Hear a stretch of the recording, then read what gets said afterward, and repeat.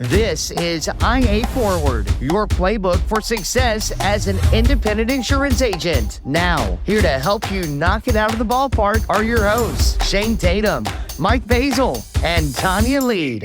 Welcome to IA Forward, and we are absolutely so excited to have the fabulous Mitzi Fox joining us today. Welcome. Thank you. I'm happy to be here.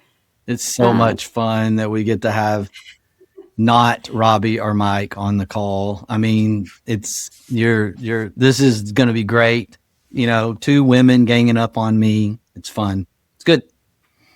This should be fun. This should be fun. Well, Mitzi, a little bit about her, was our first Integra Partner Agent of the Year that is female. She has the best shoulders and upper arms of just about any female I've ever met. So before this podcast is over, I want to know her secret workout that makes that happen. Shane, I bet Julie wants to know the same thing. I bet it's not just me. So, but yes, Mitzi is a fantastic agent. We love her. She's been on board with us about 4 years now. And yes, five. Wow. Okay. I know time is flying. Yes. Yeah, there have been a few complimentary comments from my lovely wife, and you don't know what to say. Like, okay, is this one of those things like, does this, hey, my gosh, I got to find out, what Mitzi's doing, her arm workout, her arms are amazing. Yeah. And when your wife is telling you that, like, I'm like, well, okay. Babe, your arms are great too. I mean, you got great arms. This is, and my wife has beautiful arms. Like, she's, I know. And yes. And so when I'm just, telling you that it's awkward for us guys when, when your wife is complimenting another woman.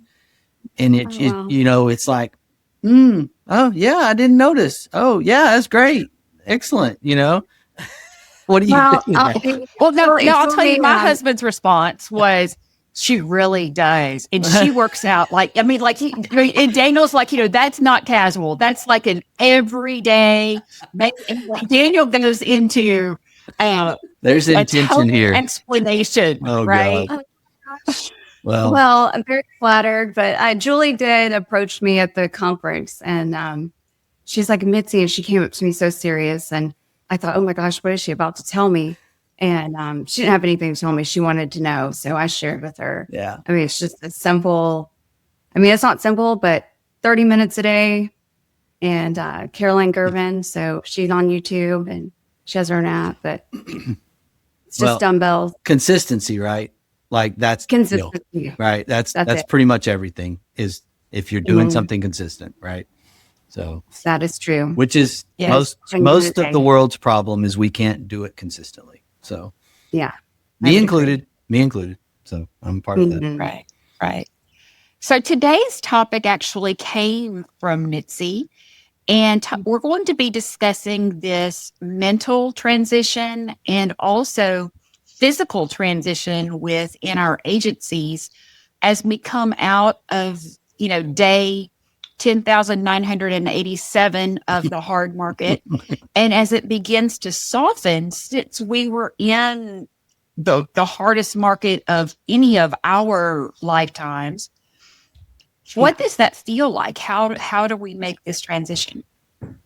Yeah, I want to hear Mitzi's. I want to hear. I mean, this is something. Obviously, I want to hear Mitzi's take on like kind of where she's at, where she's feeling, and also we should announce to our audience and all our listeners that this is what you get when you suggest a topic. You get asked to come on to the podcast, and it's like, well, well, since you brought it up, why don't you come join us on the podcast? And but before I jump in and use all my words and, talk too much, like Mitzi, I do want to know what you're feeling, what you're seeing in your agency that kind of prompted this. So, it's been 3 years in this hard market, and it's been, as you know, tough. It's been hard. And I feel like our clients have just, they've stopped. They know the rate increases, they've gotten used to that, right? But then I think over the last 3 years, it's shifted, and it's now like they know the rates are changing, and they expect to be remarketed and to have, their account, remarketed and reshopped. And so, we do the renewal reviews, and I'm like, how do we untrain our clients when we've actually kind of set this up? So the first thing I did internally is I pretty much said, we're no longer going to use the word remarket or reshop. That's no longer a part of our vocabulary. We need to approach these meetings as renewal reviews. Are you covered? Have you had any life changes? So, I've seen that shift within the agency. So now it's not, we're approaching it on price, or, it's more of, let's have the conversation. Have you, what life changes have happened? Do you have a kid that's now driving? Kid, going off to school? Are you now an empty nester? Did you buy a new asset, a boat? I mean, just things of that nature. So we've done that inside the agency. But when I reached out to you guys is I just finished one of your podcasts, and I was thinking, gosh, it'd be great if they would just touch on the subject. How do we retrain our clients? Yeah. How do we shift their mindset? Yeah.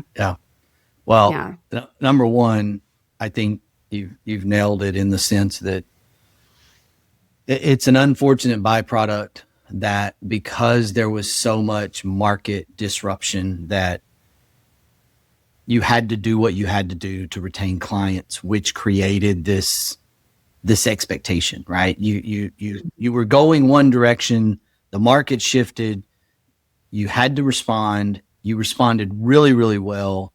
Many agents responded well, but then the byproduct is you create this new habit. You retrained your clients to do something you weren't doing before, and now you got to retrain them again, right? And so I think number one, the lowest hanging fruit is what you're doing.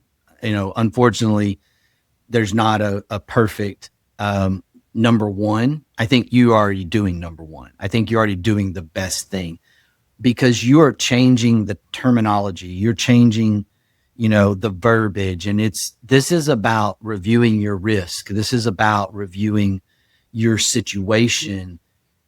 This is not about price changes. This is not about rate changes, or we're just going to look for the best option. And, the reality of it is that our people are where we have to start. And you've done that, right? That's going to be step one. And you're already doing that. And our other agents listening on the podcast, hopefully they can now maybe take that nugget away and go, yeah, I need to do that, because you have to change yourself and you have to change your people before you can change your clients.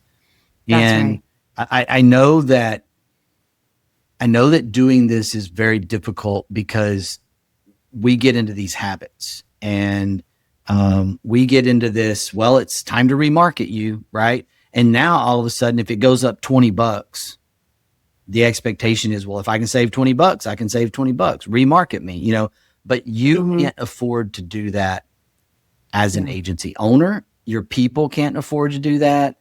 We are sales organizations at our core, and that will destroy our new business production. That'll destroy our ability to grow our business. And new business isn't just about growing your business. Like, you have to be focused on sales because you're going to have that natural attrition, right? Even the best of us, somewhere between 90 and 95% retention is elite. And so we know that we're going to lose 5 to 10% of our book automatically. So we can't let go of that new business opportunity. And if we spend all of our energy on just retention, right, we know that we're going to ultimately go backwards. Right. And so I think that's definitely step one. We can get into more stuff here, but I think changing your vocabulary and getting your people to change the approach is the first agency owner's step.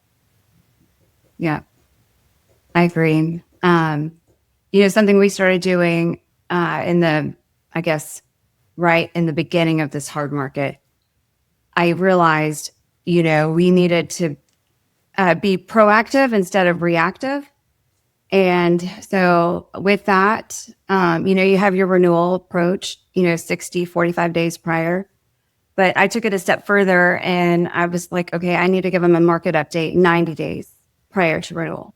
So then, and then I have to update it, every quarter because things are changing. But sending that 90-day market outlook, I found it's been very helpful. Sometimes it raises things too. It's like, well, where are we at? And I'm like, your renewal is not for another 90 days. I'm just letting you know what's going on. And then there, of course, talk about, the importance of staying with the carrier and how switching too often can, cost you more in the long run. I do think for any new clients you're bringing on, I think it's really important to have that conversation with them and explain to them how the market works. And I think that builds rapport and trust. I mean, I just had a prospect. He was a client referral and they're building a new home. They're in transition. They sold their home and the new home's not going to be finished until September, October. And they have a daughter that just graduated college and she's going to be a teacher. And he's been with Amica for years. He hasn't had an agent in over 12 years and wanted to switch his auto over to me now. And I told him, I said, honestly, that's not going to be the best thing for you. You need to stay where you're at. And here's why, because I don't know who we're going to have, who's going to be the best market for your home come September. And so let's say I move you to Progressive now, but Progressive's not the best option. And we're going to now do a package, say with NatGen or Travelers. I would be actually doing him a disservice. And I told him that. And I said, you need to stay there. You've been with them for years. Let's revisit everything. And he was just, appreciated the honesty. And I educated him at the same time. And since then, and this was like 2 weeks ago, he's already sent like 3 referrals to us. So, I think if you educate at the time, and now like we've learned from this hard market, a lot of, unfortunately, just, things that, as a result, we're hanging on to clients and trying to keep things, keep our clients on the books and from leaving and try not to do too much switching, but we have to do what we have to do. And so right now it's changing the mindset with these renewal meetings. And so that's another thing. So I do the 90-day outlook and then 60 days, we send another email. And then at 45 days, we send an appointment link, schedule your appointment so we can review. And I think our approach, instead of looking at this as remarketing, we need to look at this. Let's get back to the basics. What are your risks? Do you have any exposures? How can we eliminate those? And, maybe make some changes. But yeah. I think, the theme that I'm hearing from you that I really want to like jump for joy and do, I'm a celebrate kind of guy. I don't know if you know this, but Tonya's kind of like not very celebratory. I'm like all kinds of celebration all the time. Not really, but I do. I was about to say. I know. I'm not that guy, but I get really excited. Like I'm like so excited hearing you talk about the theme that I hear is educating your clients. And I think we get so caught up in sell, right? And we are missing this education opportunity that only the independent agency channel can bring to the table. Like only IA channel experts like yourself can do what you're doing. Like the exclusive channel can't do it. The direct channel can't do it. And that education that's part of your process is really huge. Like it's almost like you think about it, agents who are just focused on churning out quotes and selling, maybe not as focused on retention. They're forgetting the fact that just what you described, this transparency with a prospect, and saying, look, I'm actually not the best place for you right now. led you to 3 more opportunities, right? And we get so locked in on the one opportunity in front of us that we forget about the opportunities that that person might bring to the table for us, right?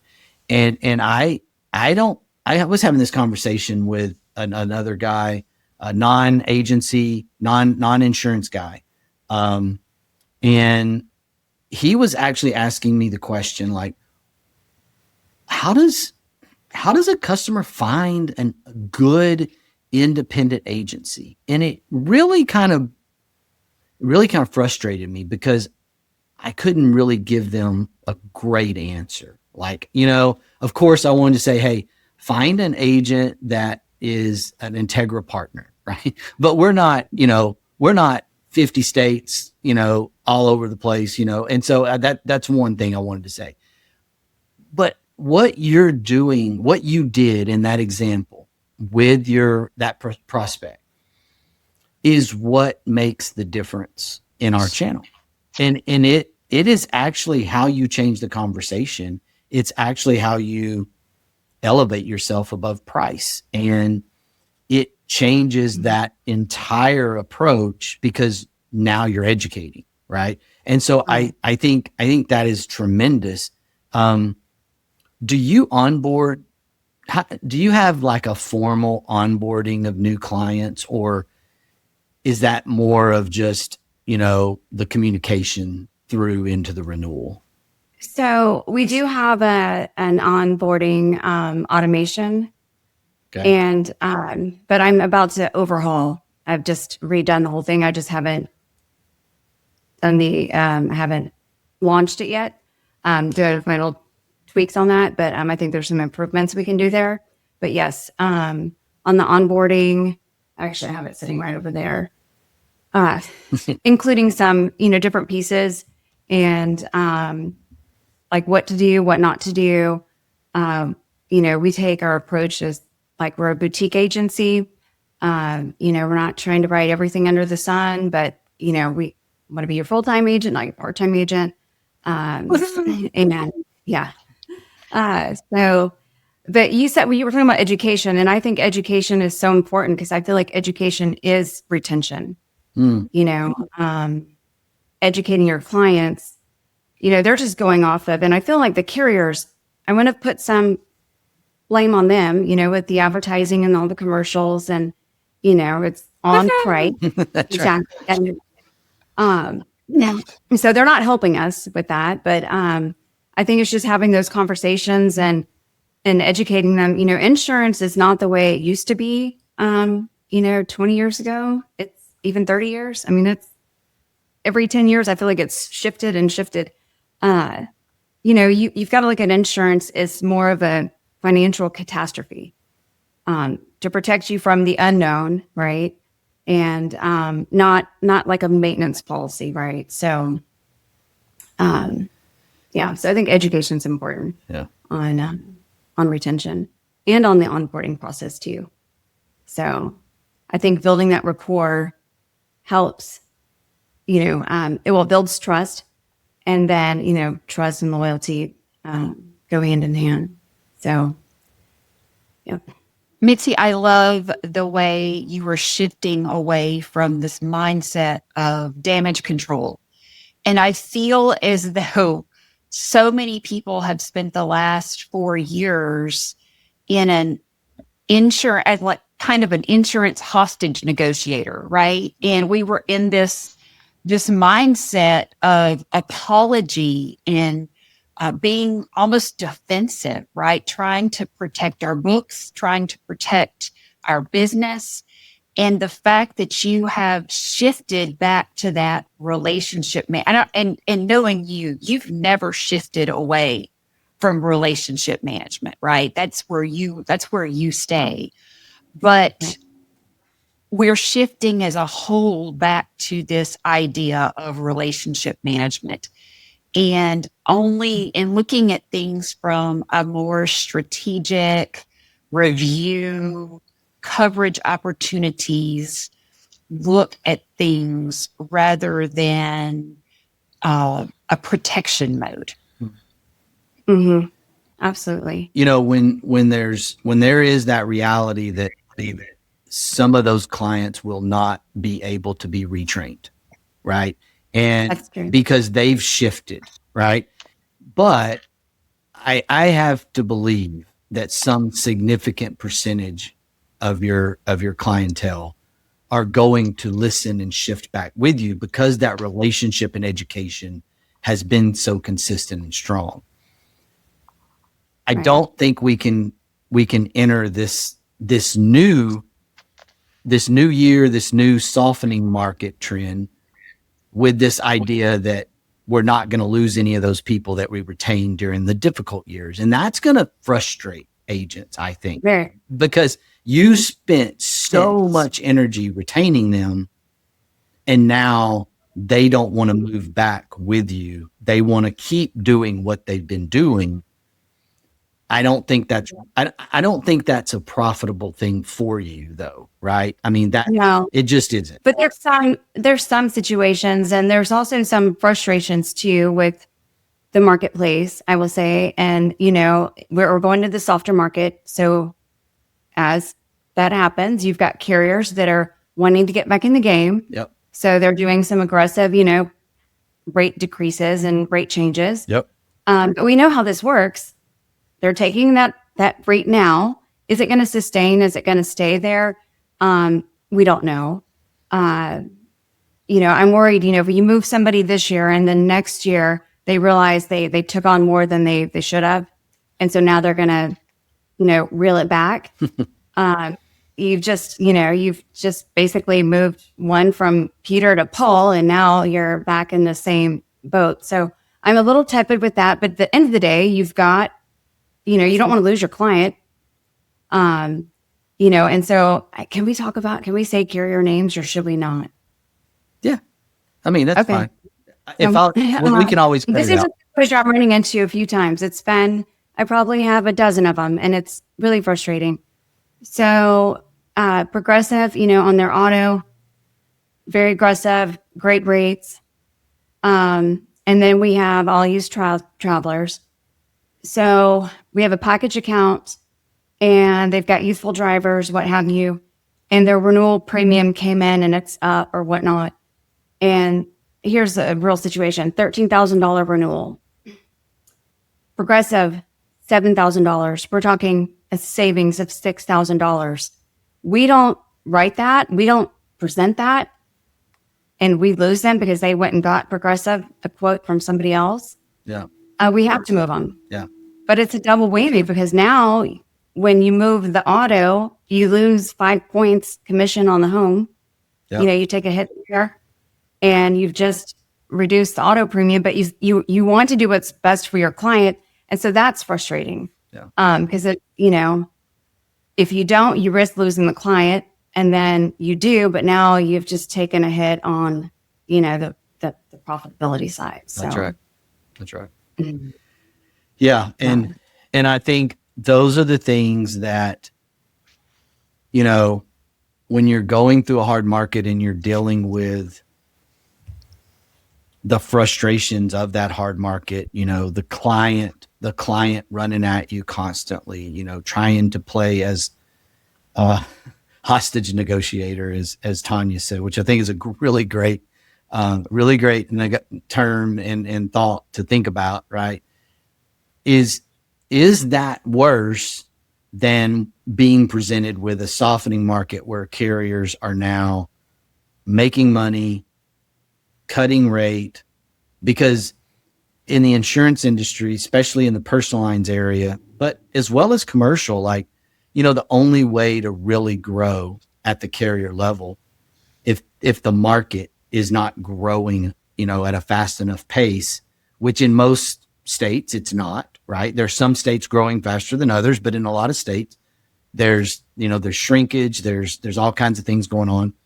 And so carriers come in, and it's like short-term memory, right? They don't, it's like they're all main, what was the Finding Nemo? I think Dory, the short-term memory, Dory. Yep.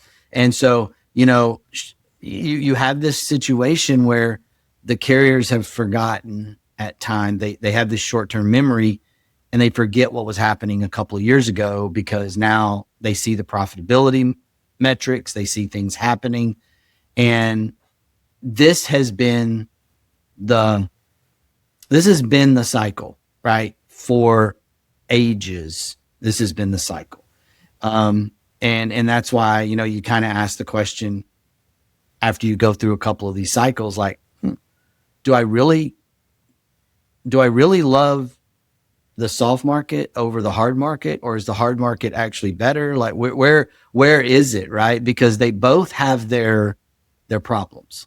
They both have their challenges, which lands me to why everyone keeps saying that the independent insurance agent is going to, see its doom. And I keep saying, no, it will never see its doom. People have been trying to kill us off for decades. AI is not going to kill us off. I'll say it, right? It's going to make us more efficient, in ways, and do things for our agencies. And even the ones that don't embrace it, in totality, are still going to survive because of relationship and education and exactly what you're talking about. Like, this entire disruption is what actually creates the value for the independent agent and what you do every day.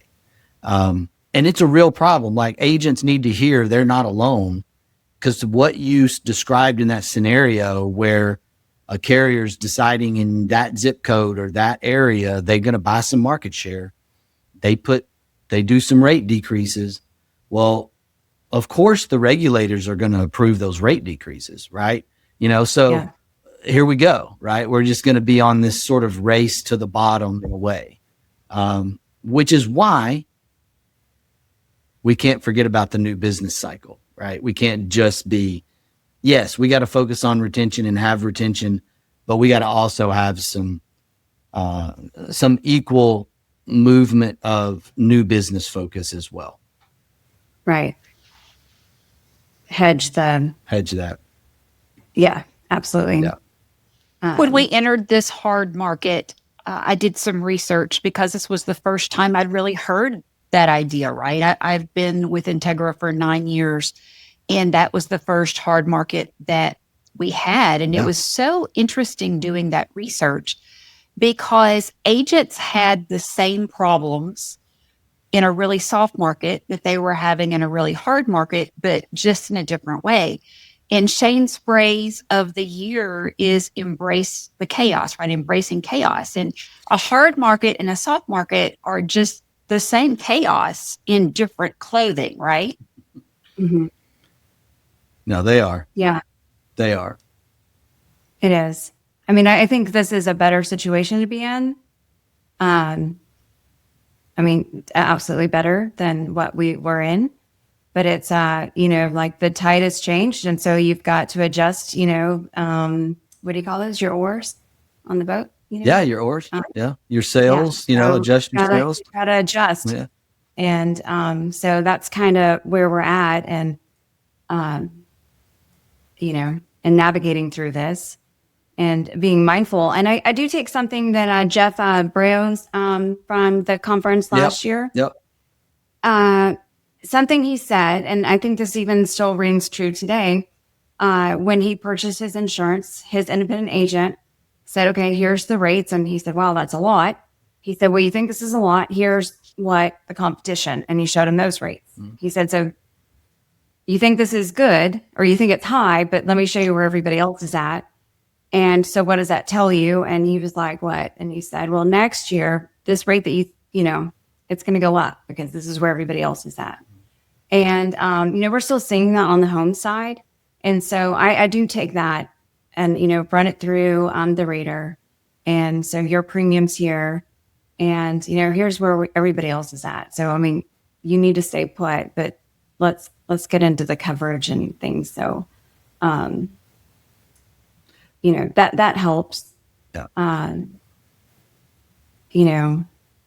want to go back to something you had said a little bit, because I think our carrier partners need to hear this, and and obviously we're saying this in the most professional way that we can, because carriers have to run their business to profitability, just like agents have to run their business to profitability. And that is that, when decisions are made on the product side, on the pricing side,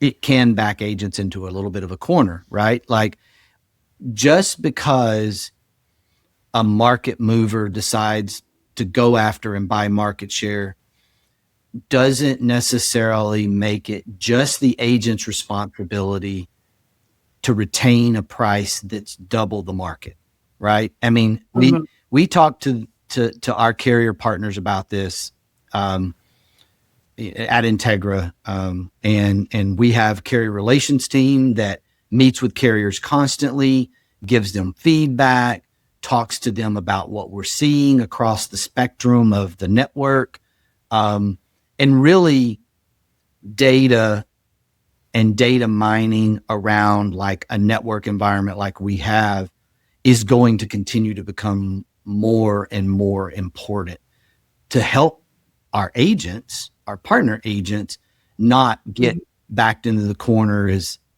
hopefully less often than what would be happening, simply because we're able to say, hey, look, this is the market. Like, you're asking, we'll just keep going. You're asking Mitzi, carrier A, you're asking Mitzi to retain, with you at an 80+% rate, and your rates are 40% off the market.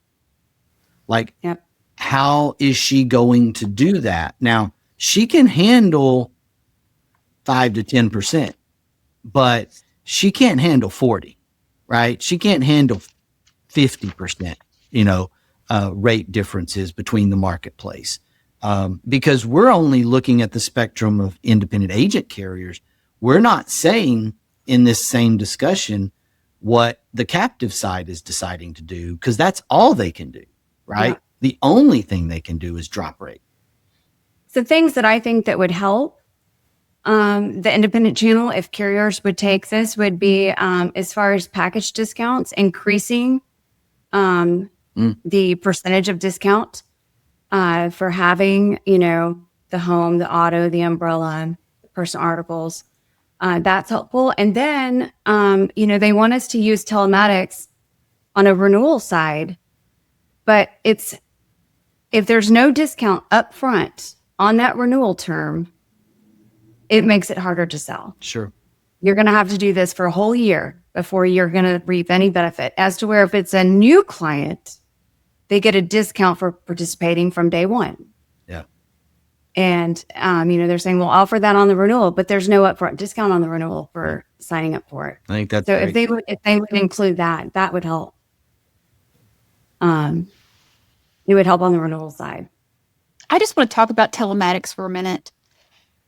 When you explain that to someone from Canada that's going to be driving your car and can't figure out why your car keeps beeping at them, I want to apologize to the people at Progressive for those 3 days, because apparently people from Canada do not drive the same way that we do. So bless my heart and bless Amy's heart when this comes through, because anyway, but thinking about this transition, we've been in this cycle, and y'all know, everybody that's listening knows that I hate the word cheap. And especially when it comes to what we do, right? We are advisors. We're not people that are here to make things cheap. But for the last 3 years, that's what we've, kind of sort of have been in this place of how can we make this cheaper so our client can afford it. And we have to be really careful as we transition into this soft market, going from how do we make this cheaper to who's cheapest now. Because either way, that's the same behavior, right? Mm-hmm. And what that does is it creates transactional clients, which is the antithesis of what we want, right? And one of the things that Mitzi has done a great job of is creating advisory relationships. So how do we teach people, Mitzi? How do you teach your staff how to create that advisory relationship going into the softer market, as opposed to like a fear-based, almost conservatism that we've been in? Well, one, we're not order takers. We're advisors. And so, like I said, part-time agent, we're not your part-time agent. We're going to be your full-time agent, and that's it. Yes, definitely not be an order taker. Another way when you're speaking to a client, when you're first on the phone or whatnot, besides price, what's important to you? Because we already know price is a concern. It's a concern everywhere, not just insurance, but in everything. So get that off the table right off the bat. Besides price, what's important to you? And then asking the questions. We have a renewal review checklist that we go through and ask and have those conversations. So booking those appointments ahead of time allows us to be proactive versus reactive. Yeah. If there are renewals in a few days and they've already shopped because they didn't hear from you and now they're calling to cancel, that's hard to stop. It can be done, but it's hard. You'd rather be ahead of that. And so it's I think it's having those conversations and asking the questions. Yep. And getting personal with them. I think as part of the retention and keeping those relationships. It doesn't mean you're shopping every single one, but I definitely think you need to have those touch points. And, I think if you do it well enough, then it's, like you're not going to hear from them unless something happens, right? Yeah. And they need you. I love the timeline that you've talked about, and recently had conversations with software vendor about things like renewal, like policy download being triggers for automations. And I really think we need to be ahead of that. Like, I had one example given to me of, if the download comes out and the customer gets their renewal and they haven't had any communication, they haven't had renewal review, they haven't, whatever your process is in your agency, then the customer's reaction is not always, depending on the relationship, to pick up the phone and call their agent first, right? A lot of times they're already mad. If we can get ahead of that, and we can have some of that appointment setting, advising, because we talk all the time.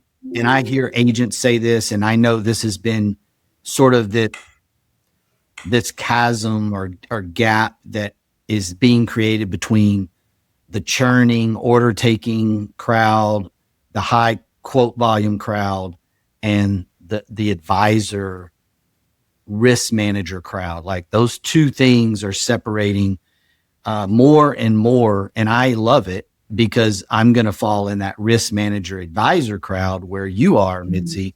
What you do in your processes, those are the things that I love to hear about from agents, because we say, hey, we're trying to, do you call your CPA and say, hey, can we negotiate a better, hourly rate on my accounting and tax advising? And, do you call your attorney and go, so, it says here you charge $350 an hour. I was thinking maybe $250, $275. No, we don't do that. Right. My CPA and my attorney, their rates have increased dramatically over the last several years. And, I really, not everybody has this. I know we have a fairly large organization, but, there's an attorney that I met 10 years ago through the banking industry. And I kept finding myself calling this attorney when something, was hitting the fan, so to speak, right? There was a problem. There was a big problem. Big Dallas firm. And I really liked the guy, and he was very down to earth. And I would call him, and then he would be like, I'm not the expert in our firm on that. This is an intellectual property issue, trademark issue. I'm going to send you over here to my colleague that handles that. And I find myself constantly going back to Peter. Peter's the guy that I knew. And only once out of like 10 times did Peter actually directly handle my need because it fit in his expertise. Now that is a very large law firm, but what I figured out was that my action was to pick up the phone and call Peter. Peter trained me, right, as a client, like you're talking about, to be the expert. And the only way that Peter trained me was Peter did not cheapen himself. Like his real name is Peter. He's an attorney. And so, Peter charges a ridiculous hourly rate. I mean, like straight up ridiculous. I want to say it's like $9.50 an hour. Like it's like, oh my gosh. But guess what? I've never paid for more than 2 hours from Peter because they're really, really good at what they do. And so it's like, okay, I could pay $3.50 an hour to this other guy and it's going to take him 10 hours, or I can pay Peter $9.50 an hour and it's going to take Peter maybe an hour to solve the problem. And it's a little bit of a tangent, but my point is we say we want ourselves to be in that same realm. But if we go down let's remarket you every time your policy renews, our actions are not backing up that risk management advisor sort of mindset. Well, and you see it too when, you've got, you have somebody who's been with, say Travelers, or, they're coming from the captive side and they've been with State Farm for 10, 15 years. And you plug that in and they validate, oh man, you see those rates drop because they know. I mean, because there's loyalty. And so back to the prospect I was talking about earlier. Yes, I could help him now with his auto, but I knew I'd be doing him a disservice. Right. Because he's been with Amica all these years. And if I were to write him now, knowing I have no way to know what's going to be the best option for him come September. I mean, that's a whole summer away. So, it's, it's also like you take the knowledge you have from the experience of doing this. And you also, and this is what I new producer. And I said to him, when you are working with a client, you need to do for that client as though you were in his shoes, right? Yeah. Knowing what you know, what would you do if it were you? And then that's what you're going to offer the client. You're going to, give them. That's right. So that's not always going to be the least expensive. And I hate the word cheap. Just let's not take it out of the vocabulary. It's about giving them the protection and the coverage they need. And that's our job. Yeah. Right. And if that means we sell them an extra policy, we didn't sell them an extra policy. We provided them the coverage they needed to bridge that gap. Yeah. And I want to talk back about the downloads. They're all different. They all come out at different times from one carrier to another. Progressive, I don't know if you probably are aware of this. They actually, the client gets the email on the renewal before it downloads into EasyLinks. I do not like that. So I'm even training my Progressive clients. Hey, listen, you're going to get your renewal before I do. Yeah. Yeah. So I don't have a magic solution to that. The only thing that I figured out, and some of it's a little early, but I do the 90-day outreach.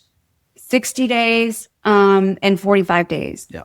And most autos don't renew until 30 or 35 days out. So, we're sending that out and they're like, well, what is it? I'm like, well, we don't have it yet, so, and I think there's just a little, well, actually I just modified that a couple months ago, but, to say, depending on the line, but, that's working for us right now. But if we figure out, we can get, where we can get the download before the client gets it, that would be great. And if there is some development there with the software being able to trigger when that goes out, I would love that, because right now I'm just doing As a Progressive consumer, I actually had that happen on Friday. Amy is my agent at Integra, and I could see the automations coming from her, the relationship building. This is what's happening. And then on Friday, I get this email from Progressive that says, congrats, not congratulations. It says, congrats, your auto policy went down, and has all the happy little blue and white graphics and all of the things. And it struck me that this was not, it was in no way congruent with what Amy and the automation that our retail manager, Tara, had set up, right? And it had a totally different feel to it. And I kind of sent Amy a note, and I'm like, yay, I got the best email ever, because especially in Florida, we don't ever have any kind of rate that goes down. Everything goes up. And so, to get that email in Florida was fantastic. But Mitzi, like you're saying, it didn't have the same feel to it that any of the other emails that I had been getting from our org had. Now, would the consumer notice that? Probably not. Would a non-marketing person notice that? Probably not. But I definitely could see exactly what you're saying. So would you say you think the organization should change the marketing on that? Or are you saying because you got the good news from Progressive and not the agents? I think the issue is that as an independent agent, you're going to have multiple carriers, and different carriers are going to approach it differently. And so you are the stability and the consistency. Mm-hmm. I don't think you change as an agency what you're doing. I do think it kind of shows the rules of the game a little bit. So think about it this way. The carriers are trying to now get ahead, right? Because they know they're at risk of the same thing that you're struggling with, that you're talking about with your clients. They know that the clients have been somewhat retrained, unfortunately, due to the necessity of remarkets over the last 3 years. And so I think that what I would interpret that as a carrier trying to get ahead of even where the agency's messaging is going. So I don't think it's malicious. I'm not trying to say that it's in any way like a carrier sort of. I think it's just a carrier trying to position themselves in the best way possible to get the consumer to pay their renewal, right? And maybe that actually helps us, right? In some indirect way. Back to where the original question of how do we retrain? What do we do? How do we get our clients to move back to, hey, this is not about remarketing every time your policy renews. But I do think there's going to be carrier positioning with their messaging to try to keep the shopping, right? The shopping from happening, which maybe helps us. And so kind of back to embracing the chaos, like the rules are changing, and this is an indication of a rule that's changing. And so now if there's a rate stability, a rate, where their price went down, well, they're going to celebrate that with some messaging. And so maybe that helps us in the end. And that's good. Yeah. I think that's good. Right. And I think it would be great if more carriers got on board with that. Yeah. And I think maybe we'll start to see that. Yeah. Now on the download thing, this is just a continuous struggle, in my view. And it's like, okay, if the carrier keeps moving their date, does the, Ivans, does all the back end pieces keep moving their date? I mean, that data is supposed to come from the carriers. I've been on carrier agent councils where there's a huge push and has been a push for a long time. Sometimes some carriers get on board, others haven't gotten on board, where they should be sending that download through several days. In my view, it's at least a week ahead, maybe 2 weeks ahead, so that agents can set their automations, and have their automations work for them, just like you've got set up. I think the unfortunate scenario is that at times some carriers, for whatever reason, feel like their messaging needs to happen, right? Or maybe the technology on the carrier's side isn't capable. I don't know. I don't know the reason behind that. But I do know that, getting a bunch of different carriers to get on the same page is probably not going to happen. Yeah. Mitzi, I have a question for you. Shane and I discuss the idea of the plain language movement a great deal, and we try to encourage our agents who listen to use language that makes sense to the client rather than using terminology that only makes sense to us, right? So what language are you using when discussing that we're going from a hard market to a soft market? Because, like when this first came up 4 years ago with the hard market, the only thing that was coming to my mind every time we said it was a hard-boiled egg versus a soft-boiled egg. So how are you explaining this to your clients? Well, we're starting to see, capacity opening up. Carriers that weren't writing last year are now writing. So that's a good sign. It's good. But pricing and rate adjustments aren't quite there yet. And this is really on the home side. And so, the market's still adjusting. And, they ask, well, when are the rates going to go down? No, they're not going down, just so you know. I mean, not drastically, but they're not going down, right? I mean, the rates that in general that we're here at right now, this is where it's at. And so that's pretty much it. I haven't really, we break it down. I can pull up actually what I'm sending. I feel like the phrase, pricing is stabilizing. I feel like that phrase is obviously, using the term soft or hard when it comes to, the consumers. They don't understand that, no different than we shouldn't say PIP or UM or BIPD, or, we shouldn't use those initials. But I think, making sure that your people internally aren't talking to the customer the same way they're talking to each other. That's really hard for us, insurance nerds. But like, I love the phrase, like, prices are stabilizing. We're seeing some price decreases, or we're seeing some price increases. Like, I think those phrases, will move you up, in as far as this risk advisor, expert is just to be able to use the same terminology that the consumer can relate to versus, I don't know, industry terms. And that's a real challenge for us. I mean, as an industry. And I think it's one of those things we have to constantly work on ourselves with, right?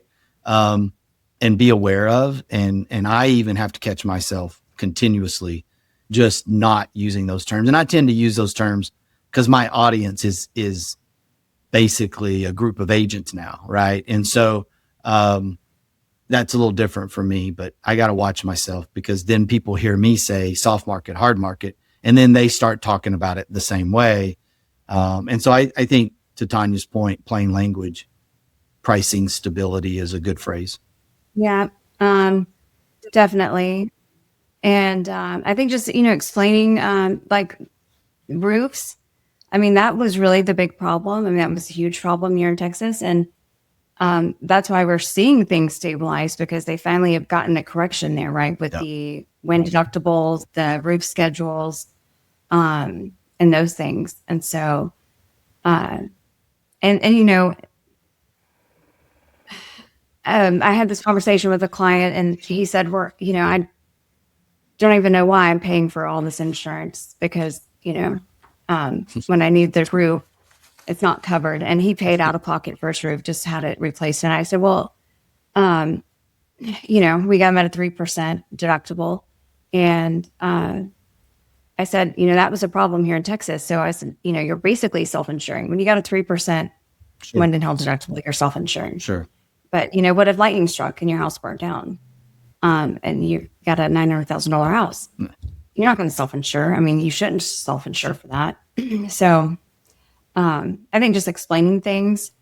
And, that's something I said to him. I said, Don, if you think back 20 years ago, people used to just replace their roofs.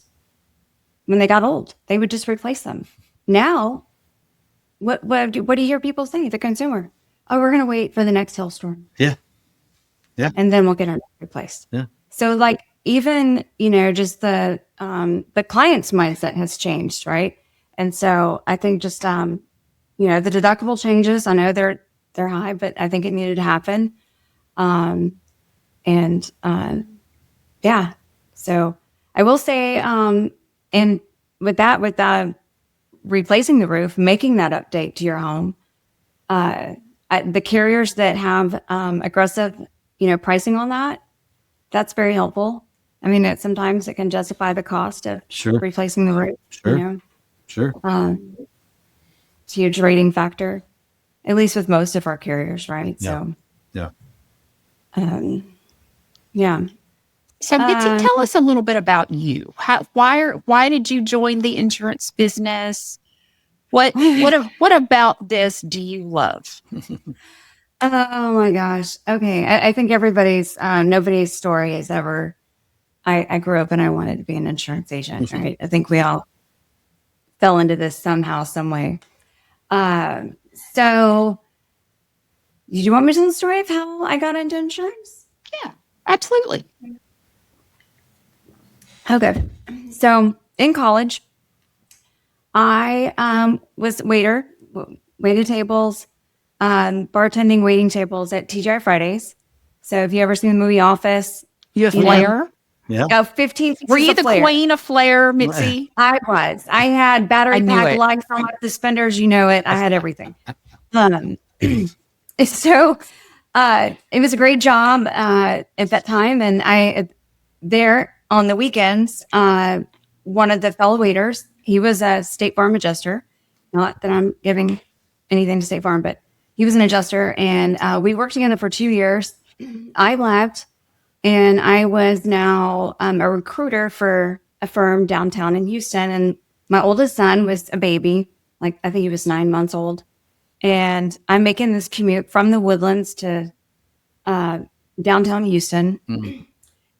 And a Saturday afternoon, there's a knock at the door, and I looked through the peephole, and it was Tim, the State Farm adjuster. And I'm thinking, what is he doing here? So I opened the door, and he said, Mitzi, I got my own agency. And I said, well, that's great. And he's like, I'm so glad I found you. He had to look me up in the phone book is how he found me. And he said, well, I want you to come work for me. And I said, well, I don't know anything about insurance. And he said, it's okay. I'll teach you everything you need to know.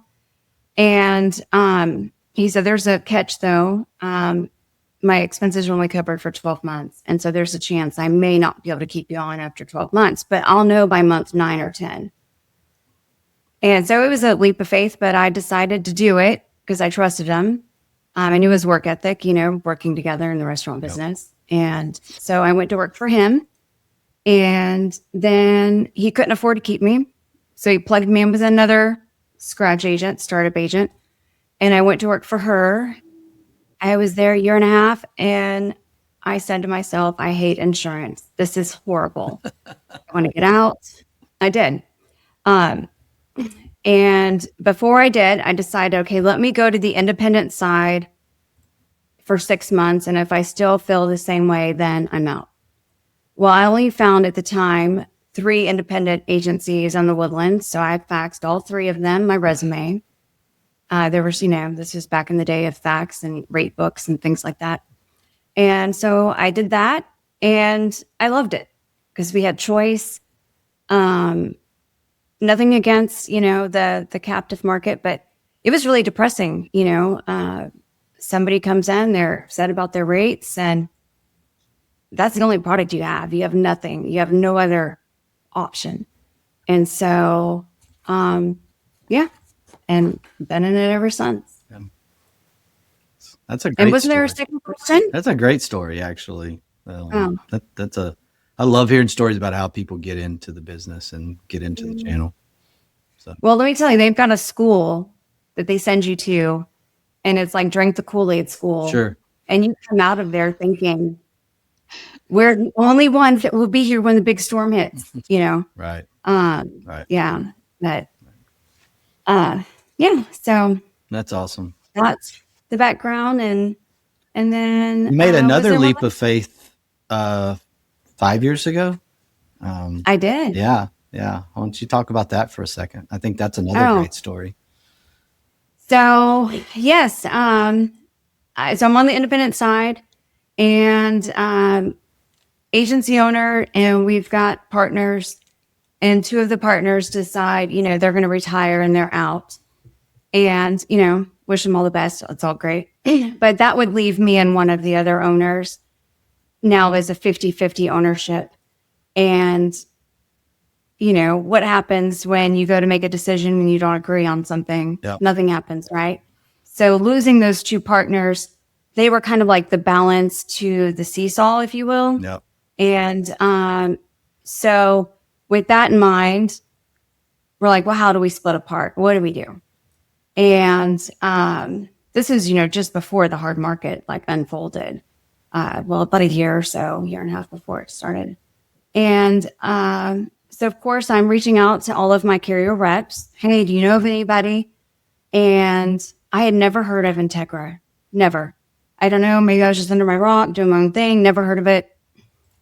And Dinah Woolard is the one. She was my Encompass rep at the time. Love her. Lovely lady. And she said, Integra Group. And I was like, who's Integra? And she's like, it's like a family, but it's corporate, but it's like a family. And she said, but they're at the conference this week, and they're not going to be back until next week. She's like, but I'll send over something to Robbie and, put you in touch with them. And so I was waiting on that. So that was in the works. And then I went to church on Sunday. And the pastor was talking about relationships and how it's important, if your son is dating someone, you want your son dating a Christian, not an atheist, right? It's important to have your relationships and your beliefs aligned. And he said, what about your business partner? And I thought, well, yeah, that's important to you. And then when I found, our face aligned, and it was just the best thing, best decision I made. I couldn't imagine. I know I wouldn't be where I'm at had I not made that decision. And just the support from the Integra Group, the agents, the corporate office. I mean, you guys are amazing. So super thankful. Well, best decision. Absolutely. Well, we appreciate that commercial. When we had that first conversation with you, Mitzi, after we all got off the video call, and you have the meeting after the meeting to discuss the meeting.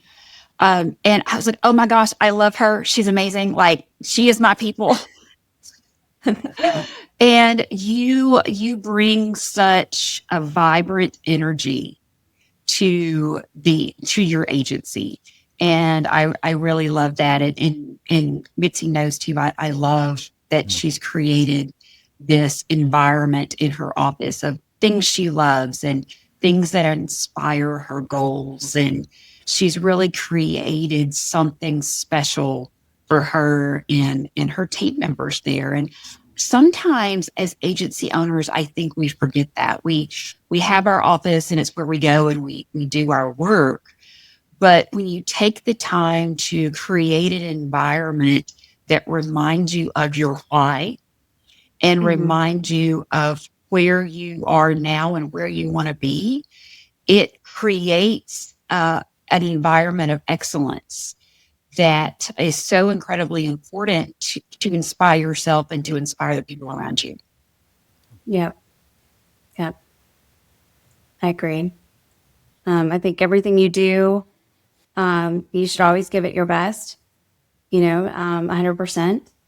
Even things you don't enjoy, but, let's be real, there's things that you've got to do. And, if you're going to do it, you got to go all the way, like all in or not at all, right? Might as well do it well if you're going to do it, right? That's right.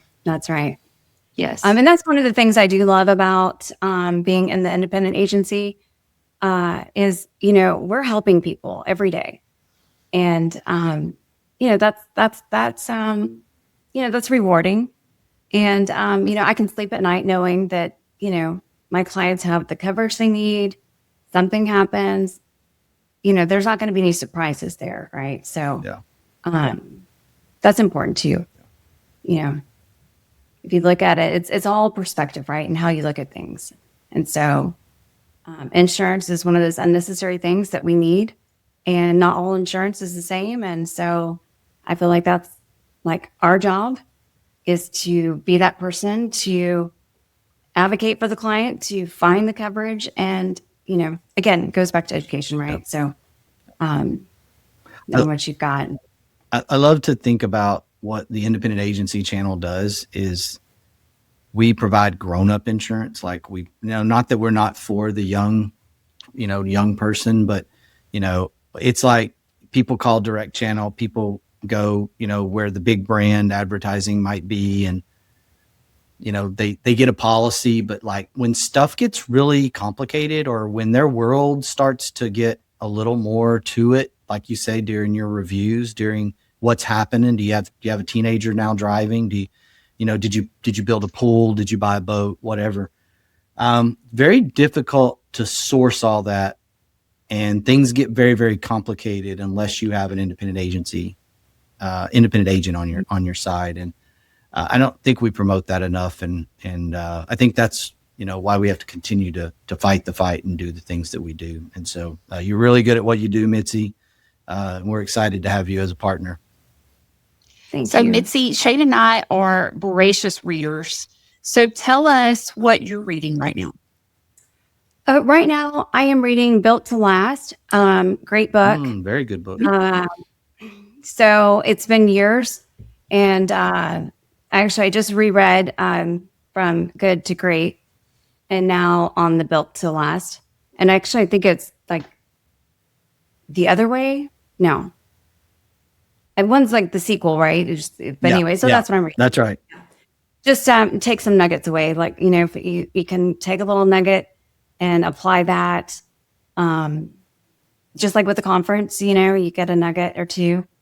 Then it's all good. What about you guys? What are y'all reading? You want to go first, Tonya? Like big girl book that I'm reading. A big girl book. A big girl book. Oh my gosh! Let me look real quick.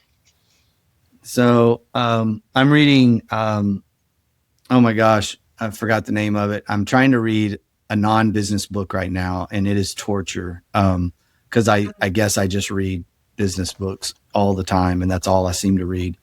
And I found this one series that's kind of Jason Bourne type stuff, but it's not Jason Bourne. And anyway, I don't even remember the name of it, but I read like a paragraph and fall asleep. And so I don't know why I'm that way, because I know there's a lot of people that can't read a business book without feeling like they're reading a textbook.